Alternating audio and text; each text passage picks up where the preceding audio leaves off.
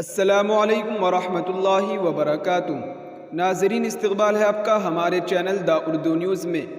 Bharat Australia world cup کے final match کے دوران پچ پر وراٹ کوہلی کے قریب آنے والے شخص کو احمد آباد پولیس نے حراست میں لے لیا۔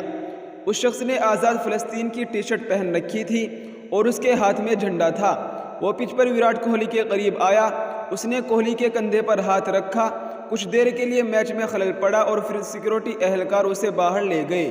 جی ہاں ناظرین، پولیس کی تحویل میں لیتے وقت اس شخص نے اپنے بارے میں بتایا اور کہا کہ وہ آسٹریلیا کا رہائشی ہے۔ نیوز ایجنسی ANI نے ایک ویڈیو جاری کیا ہے جس میں یہ شخص اپنا نام جانسن بتا رہا ہے۔ اس شخص کا کہنا ہے کہ اس کا تعلق آسٹریلیا سے ہے اور وہ میدان میں وراٹ کوہلی سے ملنے گیا تھا۔ اس نے کہا کہ وہ فلسطین کا حامی ہے اور اس کی ٹی شرٹ پر آگے لکھا ہوا تھا اسٹاپ بومبنگ فلسطین اور پیچھے فری فلسطین لکھا ہوا تھا۔ یہ شخص میدان میں داخل ہوا اور وراٹ کوہلی کے قریب آ گیا۔ تصاویر میں دیکھا جا سکتا ہے کہ اس شخص نے کوہلی کے کندھے پر ہاتھ رکھا۔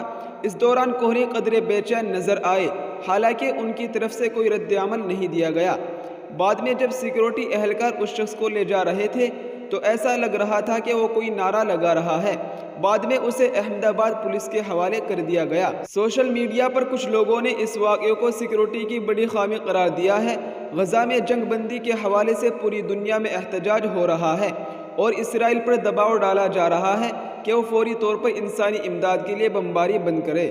احمد آباد کے نریندر مودی اسٹیڈیم میں جاری کرکٹ ورلڈ کپ کے فائنل میچ کو چند لمحوں کے لیے روکنا پڑا کیونکہ ایک فلسطین حامی میدان میں داخل ہو گیا۔ رپورٹ کے مطابق انڈیا اور آسٹریلیا کے درمیان جاری فائنل میچ کے 14ویں اوور کے دوران ایک شخص میدان میں آ گیا اور کھیل کو کچھ دیر کے لیے روکنا پڑا۔ تصاویر میں دیکھا جا سکتا ہے کہ وہ شخص وراٹ کوہلی کے بہت قریب کھڑا ہے۔ رپورٹ کے مطابق شخص نے وراٹ کوہلی کو گلے بھی لگایا۔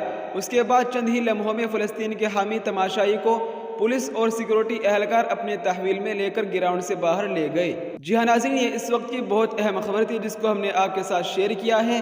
آپ اس خبر کے متعلق کیا رائے رکھتے ہیں؟ اپنی رائے کا اظہار کمنٹ میں ضرور کریں۔ السلام علیکم ورحمۃ اللہ وبرکاتہ۔